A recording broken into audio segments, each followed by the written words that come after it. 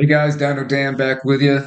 This is going to be a relatively quick and dirty overview on DynoJet locks and licenses. Of course, we're talking about Power Vision, the flash tuning product line from DynoJet. You've got your Power Vision, your Power Vision 3, and your Power Vision 4.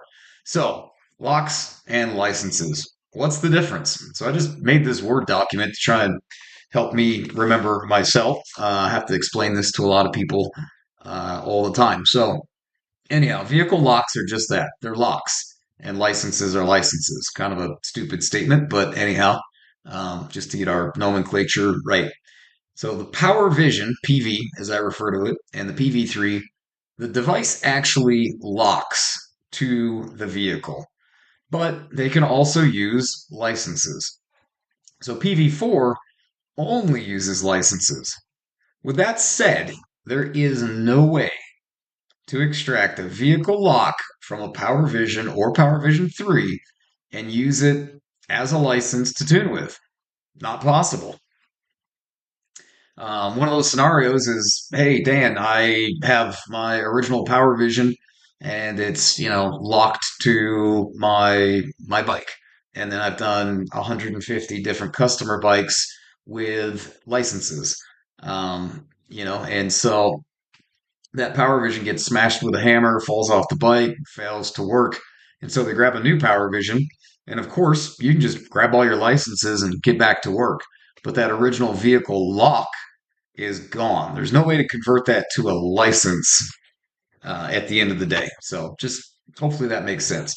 Um, and like I just mentioned, there's always a way to retrieve a license that you own or have access to, or share a license that you own or is in your account. We'll talk through that here in a second too. But no matter what type of device you have, a Power Vision, a Power Vision 3, a Power Vision 4, you can get the correct version of the license. So just remember, I think I did a video on this, but if it's a Power Vision, the license file is actually a TXT file, and then PV3 or PV4 uses a .lic. So anyhow, before we get into this scenario, hopefully you guys know that when you go to the website, you go to your account, you can dig in here and go to download licenses for all the vehicles that you've worked with or exchanged a credit or token for a license.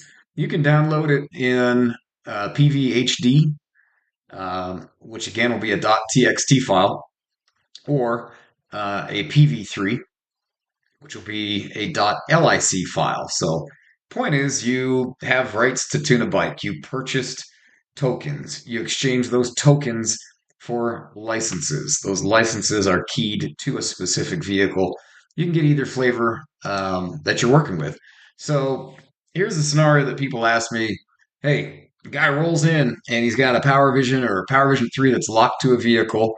And they're like, I want to tune it, right? So I'm like, well, use the Power Vision 3 or 4 or excuse me, Power Vision or Power Vision 3 that's locked to the vehicle.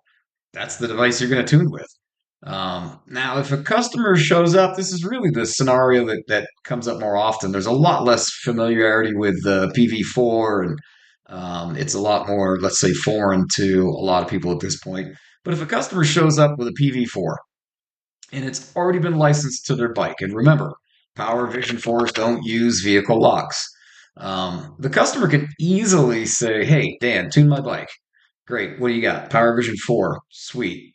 They just go into their app and, from there, they just go to the license manager, which is right over here. If you can see on my cursor here, license manager. And then what you do is find your licensed vehicle. See the little share? Okay. And then share license for the 17 Touring with morepower at gmail.com. Hit share. Boom.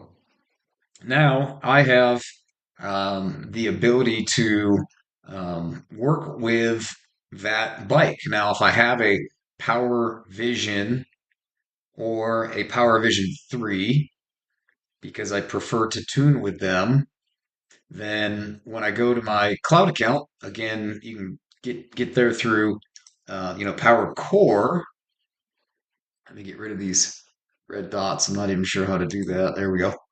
You can get there through Power Core. You can go to licensing, and you'll find your license in here that the dude just shared with you, and you can download it as a Power Vision or as a Power Vision 3 license. So again, .lic, .txt. So I can do that in PowerCore, or I can go to dynojet.com and work with it again from Tune Licenses and find the appropriate version right here.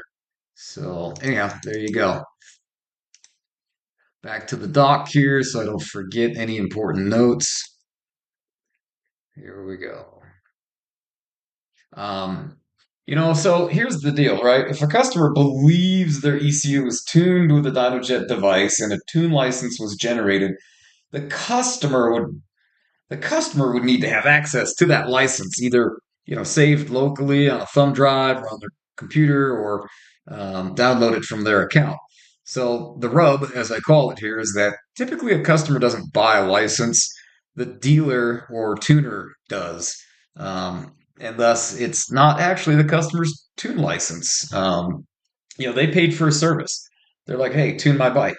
Okay, I've got the tools and experience to do so. I'm selling them a calibration, a tune that ends up, that's my body of work. I may send that customer down the road with their PVT or DJT tune file and a copy of their license. So, if I get hit by a train, they have some recourse to work with another tuner. And, but likely I'm going to charge them for those, deliverables at the end of the day because they are of substance. They do have value, but they're mine until um, I make a business decision to say, I'm actually going to sell that, pass it along, or, free of charge, pass it along to the guy that owns the bike, the customer. So, anyhow, hopefully that helps you understand the difference between locks and licenses and, what's in play for a PV, a 3, and a 4.